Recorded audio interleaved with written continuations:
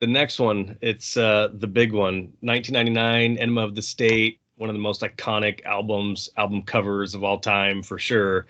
When it comes time to work with Blink again, I mean, is this one where you're like, okay, I did the last one, I want this one too, or are they just comfortable coming back to you? Well, I mean, then they're sort of my band. You know what I mean? Like you don't sort of like throw them around to different people there. You know what I mean? It's like we have a relationship. They know me. I have done everything for them. They're at the label so far, and it's they're happy.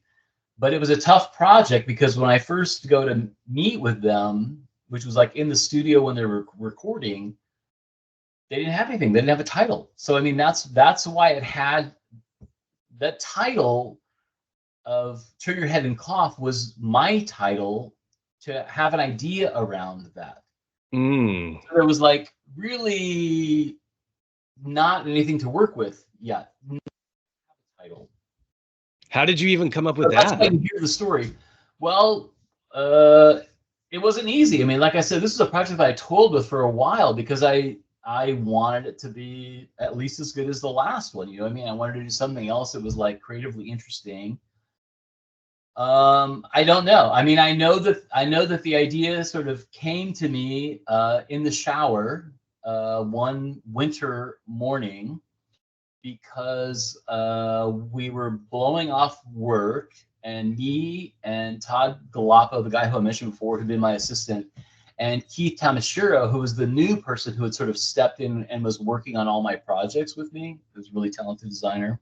We were all heading up to Mammoth to go snowboarding that day. So it's like we got up early, we went to bed. And I had this idea as I was like taking a shower this morning before we took off. And so as we were driving up to the mountain, I said, hey guys, I think I finally have an idea for the new Blink record. They're like, okay.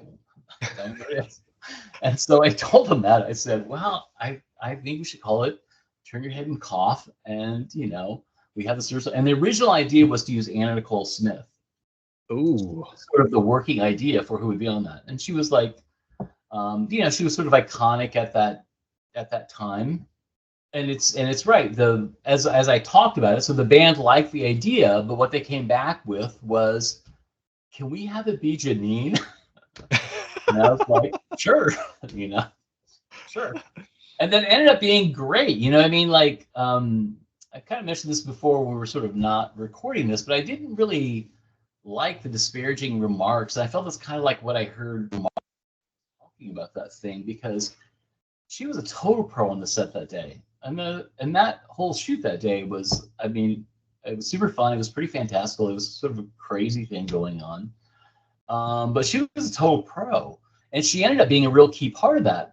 A person who doesn't get mentioned, another person that'd be interesting for you to talk to is Paula Reskin, who was the marketing guy and all this stuff. Paul and I were kind of counterparts at MCA, and we started out kind of as like, I won't say arch enemies, but we definitely like butted heads. And Jonas kind of liked that initially, like when I first came back. He was like, oh, this will be good. Because Paul's really serious about what he does, and he knows that I'm really serious about what I do. So we needed to, but we really, we got it together probably over Blink projects. Like we really grew to respect each other, and we're still really good friends. You know what I mean? I call him a few times a year. But she became part of the marketing campaign. She would like, I think for the K-Rock Weenie Roast, she announced them coming on stage and stuff. She was in the video. So yeah, she did things. We did a kind of a whole, Vivid Video was the company that she was with. So we, worked with Vivid Video. Paul set that part up, you know what I mean? But that was great. That's like him kind of like picking up on where I'm at with this thing and saying, okay, well, let's see it through. We'll get a whole campaign out of this thing. And it all worked super well. But that's how that happened. Yeah. So the idea came from that because they didn't, they were like, I don't know, dude, you did a good time last time. I'm like, what? I don't know. What should I do? I remember it being a little bit like that, and it was hard, I mean, I took it really seriously. And I mean, now when it's done, it all makes sense. But, before I knew what to do with that, it was a really perplexing problem for me.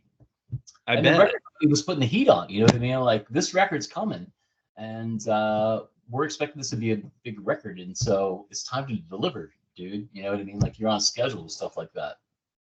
And it was like, they're recording, but get in there. You gotta go get this thing figured out because we're, this project's coming. Yeah, because once the music's done, I mean, you got to have your side ready to roll. So Yes, that's tough when they're not that's where it giving is. you anything or nothing to work with. Yeah, well, it's a big giant machine. You know what I mean? Like you got to fire all that stuff up and be ready to go. And it's all the stuff that comes with it. You know what I mean? Like, oh, it's got to be advertised everywhere. We need, promotional this thing, promotional that thing, and So from the get-go, you just had a random shower thought, turn your head and cough, and then did you instantly envision just like a sexy nurse zoomed in on the front, or when did yeah, that come up? yeah. I mean, it literally it's exactly what. And the thing is, the package is exactly what it is. It literally is like, I think David was describing it from the way I described it to him. It's like, you know, the day that you're going to have physicals, you know, at school to play sports, and imagine that the doctor's not exactly who you expected the doctor to be, and it's like super boner potential. That's hilarious. Well, I know you guys discussed the casting, and that was the whole thing too. I mean, I did cast that thing, so we cast that with lots of their friends, and then I knew that I needed to kind of control. I needed to be able to manage an attractiveness level, so I also had hired some specific models to be part of that. So it was put together, and yeah, the set building was the amazing kind of thing. So Fancha, who got mentioned in David's interview, was a genius. You know what I mean? Like Fancha was great. I think like worked on probably more like TV, movie, maybe video set kind of stuff, but really was top-notch set builder, because I knew that we needed to, we had to shoot it in pieces to put the whole locker thing together. Like I knew I wanted it to be this really, really long thing.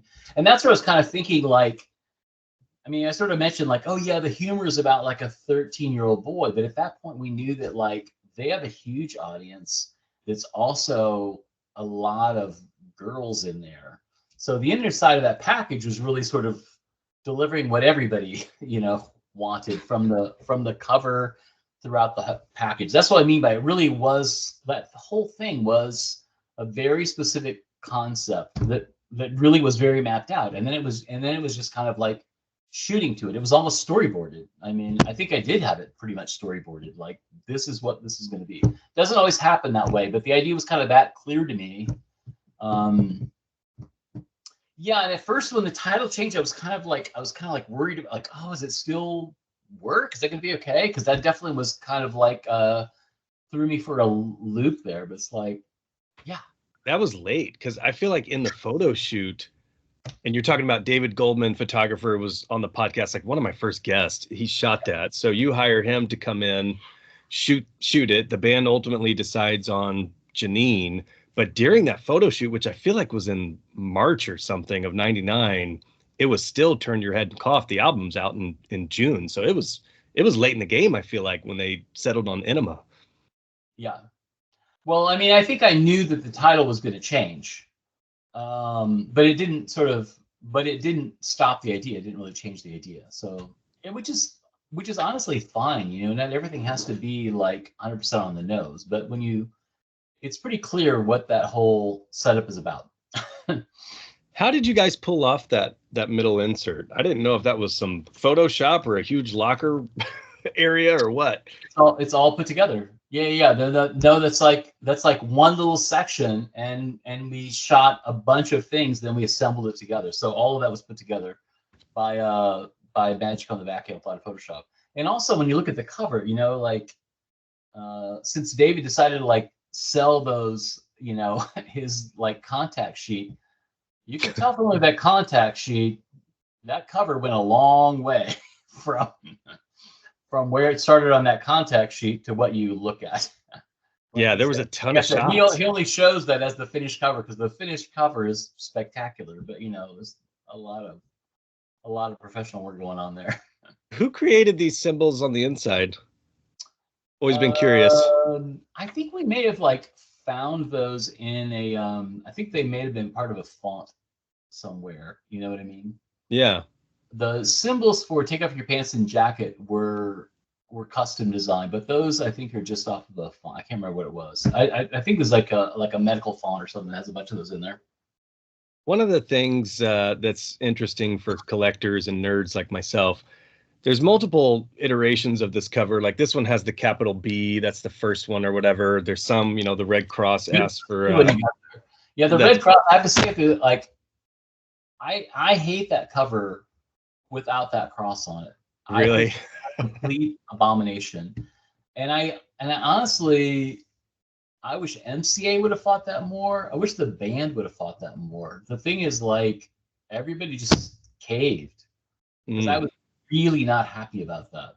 Not the cover, it just looks wrong. You know what I mean? A legal department comes in and says, like it or not, this is what you're doing.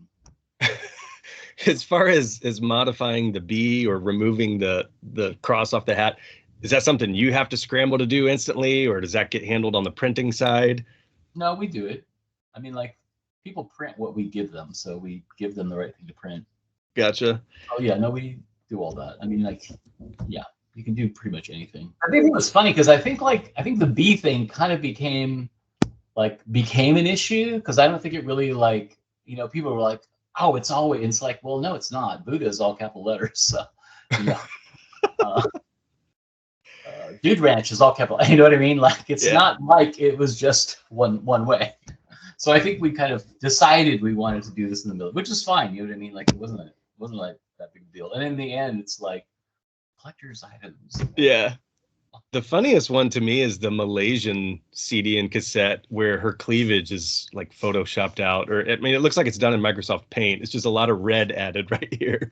Yeah, it's terrible. I haven't seen it. I don't need to see it. That album has sold 15 million records worldwide, man. What do you think about that? That's just nuts. Yeah, it's pretty big. The other big record I'd done before that was Lives Throwing Copper, and it has a big number too. I don't know. I'm not sure. I don't think it's that big, but is that your most records sold to date? That one? The Blink one? Yeah, the Enema. Probably. I can't think of one bigger.